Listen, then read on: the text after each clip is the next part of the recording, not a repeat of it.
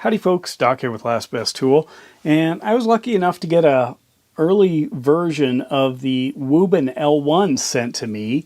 This is a interesting light. Notice it has two heads. It has more of a flood area, or what Wuben calls an auxiliary light, and then it's got a main light, which has got a pretty heavy spot to it, but it's certainly not a thrower.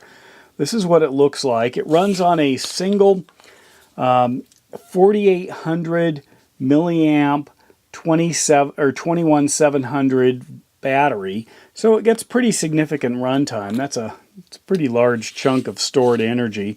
It has a strong magnetic cap, so you can certainly drop it down and there's plenty of strength for it there. It uses two switches. These switches actually have control over both the output setting and which face is turned on. The bottom one is always the area, so even if the area is up at the top, it's still the bottom switch, so you can see that turns on, and then I can cycle through the three main settings. I'll go over the lumens in a sec. And then the top has the control over the main light, and I can cycle through the main three settings there. There's also, if I want to go into a strobe and an SOS. Now, as far as the outputs, on the main light, you get a turbo, which is 2000 lumens, throttles down to 320, and then you get a high at 1000 that throttles down to 320, and then the 320 is the medium setting, and then it has a low of 35. Strobe is 2000, SOS is 320. If you go to the auxiliary light here, you can get 1000 lumen output, throttles down to 380, and then you also get a medium at 380 and a low of 25. It's got a 1.5 meter drop rating. It's got an IPX6 or an IP68 rating. Without the battery, it's about 170 grams, and it is about 5 inches long. You can see it does have what looks like a deep carry clip, except this obviously is not going to shroud the head of this thing, but you can easily flip it around. The clip changes position quite easily, so you could set this thing up and then run it as a standard 90 degree, or you could run it with your flood as well in a 90 degree position, or run that on the top and this would hold. So if you wanted to run it on the bottom like that and have it shoot straight down, you could. So there's a lot of possibilities here. It's kind of a nice light for that. It does have some capabilities that other lights don't. So here we are outside, and this is going to be kind of an interesting one because I essentially have two flashlight heads to work with. So obviously I've got one that's a little bit more spot and one that's more flood, and I can turn them both on at the same time, or I can switch back and forth. So here's going to be, that's more of the spot. You can see the main beam reach out quite a ways. There's the area light. When I kick that one on, really lights up the area.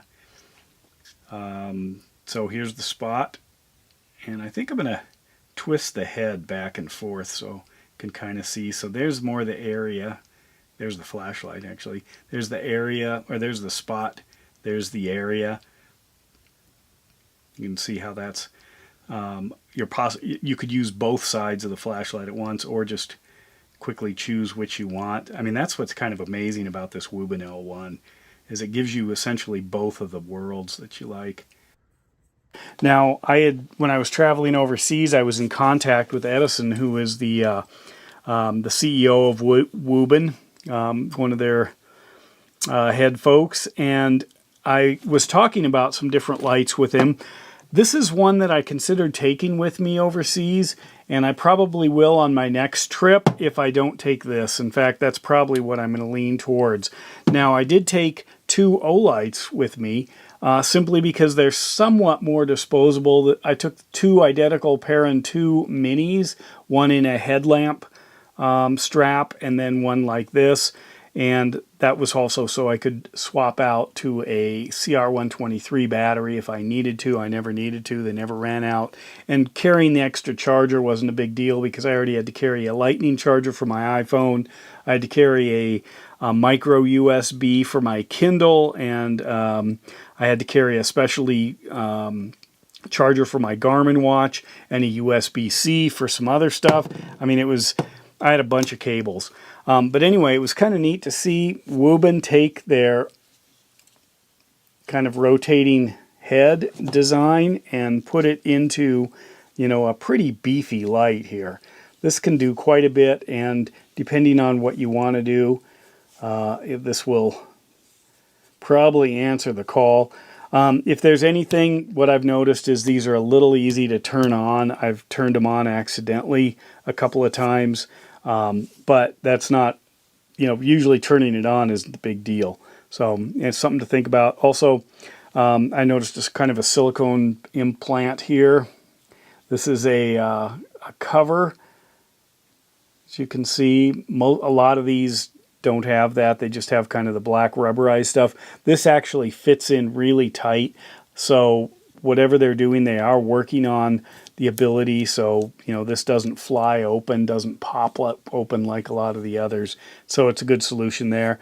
One thing I did notice, I was thinking this is a little close. Sometimes if you want to keep it in this position, this does it could impede in operating that top button if you're not paying attention, or the bottom button for the area light.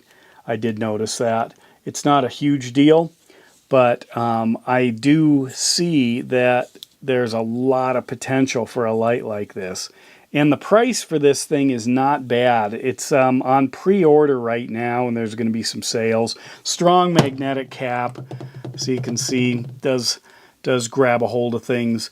It's a good solid light, and it does give you a glimpse into the future. And with that, Doc out.